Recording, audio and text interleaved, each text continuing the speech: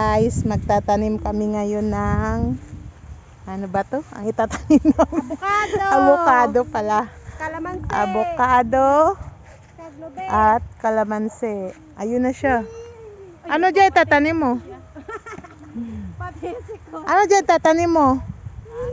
Mangga na dahil tanim niya. Ano na yung binuho mo diyo? Kalamansi. Ngayon, mga dry yung itanim ang kalamansi. Sa gilid mo yung itanim. Damo pa man to. Bagay ko tanan. Ay, nasa gitna naman yan. Di man sa gilid.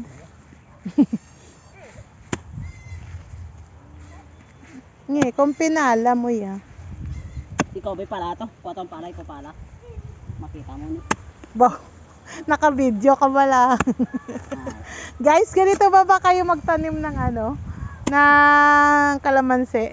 Ginasadol? Comment down below, guys.